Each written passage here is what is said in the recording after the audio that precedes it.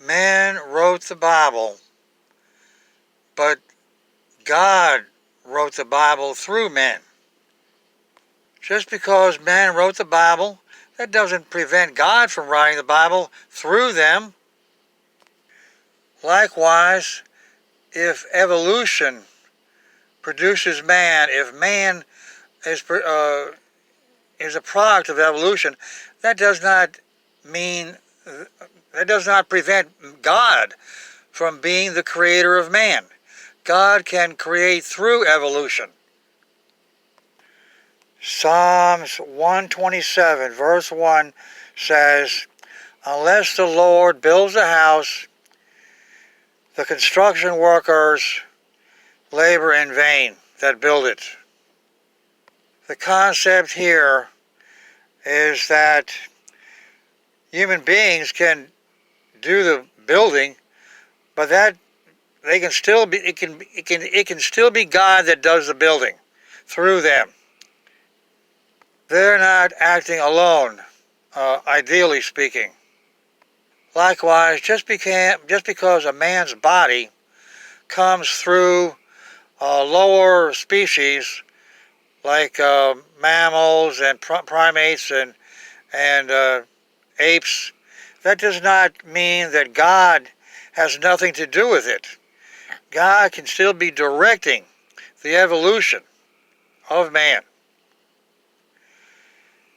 It is God that enables the mutations that come about, especially when you consider how totally improbable these mutations are. They're just outrageously counterintuitive. Evolution needs God. The improbability is so great that there's no way certain evolutionary steps could be accomplished except if God is behind it. But I don't want to dwell on man coming from the monkeys. I want instead to deal with man and monkeys and birds and fishes and everything, every living thing. We all come from the stars. I mean, our bodies contain heavy elements like carbon, lots of other trace elements that are heavy. That means scientists tell us the heavy elements were created in the blast furnaces of the stars. Sometimes it's the stars exploding that produce certain elements. And where did these heavy elements come from? Well, God creates, through the Big Bang, creates hydrogen and helium, and then they are gathered and become stars. They gather into balls and hydrogen becomes stars. And then through the furnaces of the stars, hydrogen becomes these heavier elements. These primitive elements are turned into heavier elements. My point is that God makes one thing into another thing and another thing. This is his modus operandi. This is his habitual way of doing things, taking one thing and turning it into something else. It's not just that species, simple species, evolve into complex species. Even God takes elements and turns them into other elements. And in other words, even elements evolve, so to speak. Now, if God does this, if he turns one thing into another, one element into another, and one species of animal into another, and let's say you fight evolution, um, aren't you fighting God? Aren't you fighting against God? Aren't you doing the devil's own work? You young earth creationists that fight evolution, I think you should consider the possibility that you are just a little bit mistaken, a little bit misguided. It's good that you love the Bible as the Word of God, but there is such a thing as loving the Bible too much. I'm addressing this letter to you, Albert Mohler. You love the Bible too much, in the wrong way, I should say. You love it in the wrong way. I heard you, I saw you in a video. It was maybe a year ago. You were saying that Genesis 1, the days in Genesis 1 should be taken as 6 24-hour days because any other way to do it would not be in line with the... no other way would be good enough. You have to take it as 6 24-hour days. I'm talking about creation week, where God creates the universe and the world and life and man in 6 24-hour days. Your loyalty to the Bible apparently trumps the fact that a 6 24-hour day week, a creation week, is anathema to that part of society that is science-oriented, highly educated people. To them, Genesis 1 is a very quaint creation story. Traditional, literal interpretation has become a stumbling block for the great majority of people in this country. Let me rephrase that. It's a stumbling block for the unchurched, for the unbelievers, the majority of unbelievers. You would not try to evangelize Jewish people and then say something like, oh, I don't believe the Holocaust, the Nazi Holocaust is actually happened. You would not say something stupid like that because you know that would be very offensive. And, well, you wouldn't believe anything that's stupid anyway. But as far as 6 24-hour days, that is like as offensive as a Holocaust denier is offensive to Jewish people. My point is we should hold on to the literal interpretation of Genesis 1 only if there is no alternative that God arranges for us to have.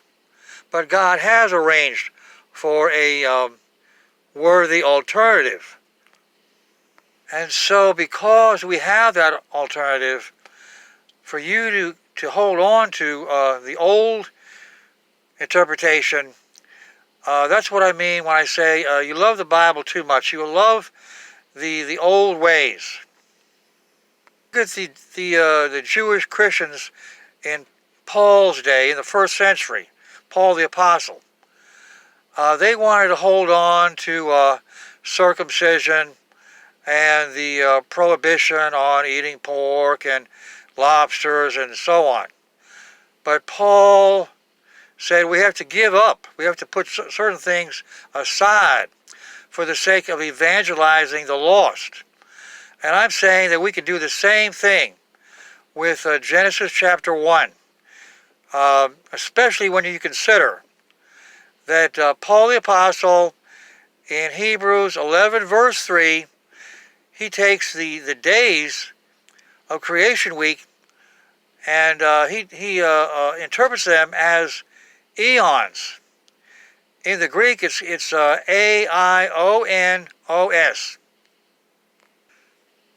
Hebrews 11 verse 3 in the King James reads like this: By faith we understand that the worlds were framed by the word of God. And then it goes on to say that God created the visible things without visible antecedents. So we're talking about the original creation from nothing. But in the Greek, it doesn't say the word worlds, or the Greek word, it really does not mean worlds. The Greek word is aionos, and the idea is by faith we understand that the eons were framed or created by the Word of God. The eons, it's a time word, and it should be interpreted by an English time word. The Greek word aionos is where we get the English word eon from. It's a transliteration, a rough transliteration. Now, Paul does not mention days. He does not say we should turn days, we should interpret days as eons, but he does put eons into the creation account. And on that basis, I can say with a straight face that Paul is doing the equivalent of taking the days in Genesis 1 and interpreting them as eons. Now, Paul the Apostle said we should follow him like he follows Christ. That's 1 Corinthians 4:16 and 11 verse 1 and Philippians 3 verse 17. We should imitate Paul. We should imitate Paul. And when you teach people that Genesis 1 should be interpreted as 24-hour days, you are going directly against Hebrews 11 verse 3. You are not imitating Paul the Apostle. And Paul said, anyone who preaches another gospel, let that person be accursed. Try to get that into your head, Al Mohler. Also, Paul says, walk circumspectly, not as fools, but as wise. Now, circumspectly means to look around, be aware of your surroundings. And when you ignore the unbelievers that are surrounding us, you're not walking circumspectly. You should be aware of the way your words affect people. You should be aware of the way Genesis 1 interpreted literally how it affects people. It turns people off. It makes people sick to their stomach. And so if you're going to be wise, you should take that into account. And if you ignore that, then you're acting like fools. You're acting foolishly. So I'm asking you, Al Mohler, next time you talk about Genesis 1 and the days of creation week, I ask that you throw in a comment about Hebrews 11 verse 3 and what it says in the Greek, and how Paul's word there is actually, he is actually doing what he did with the rest of the book of Hebrews. In the book of Hebrews, Paul presents a series of comparisons between the Christian version and the Jewish version. There's the Jewish animal sacrifices, and then there's the Christian sacrifice of Christ, self-sacrifice. There's the Jewish priesthood, the Levitical priesthood, and then there's the Melchizedek priesthood, the Christian priesthood. And in each case, he says the Christian version is superior. In chapter 4, he talks about the Jewish Sabbath, and then he says there's another Sabbath. So that would imply the Christian Sabbath. Finally, he brings up the Christian creation story, the Christian creation account in just this very short passage, Hebrews 11, verse 3.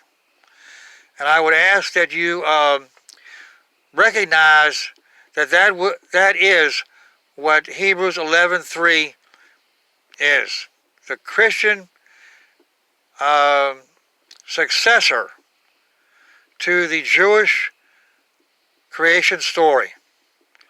The Christian successor that unlocks the Jewish account. In other words, we have to reinterpret the creation account in Genesis 1. We don't do away with it. We interpret it by general revelation. As you know, there are two revelations of God by God. Special revelation, which is the Bible, the Word of God. And then there's general revelation, which is the study of nature, which is science, which in this case, in terms of the creation of the universe, astronomy is general revelation, and the Big Bang Theory is general revelation. We get the Big Bang Theory through the study of nature, through the study of the stars, and we interpret the light from the stars as a declaration of the stars and of the heavens. And so the declaration that the stars make in terms of a visible declaration, this is the glory of God, like Psalm 19 says. Psalm 19, verse 1 through 4. Al Mohler, I ask you to consider the burden that you are putting on the back of mere school children when you tell them that we should interpret Genesis 1 as 6 24-hour days. I ask you to reconsider. And so thank you very much. I'm going to put a transcript in the description box under this video because when Russia bombs America later this year, EMP will destroy computers. And so if you want to keep the message of this video, you have to put it on paper. P.S. I want to clarify something. I'm not saying that God created man through evolution in the same way that evolution,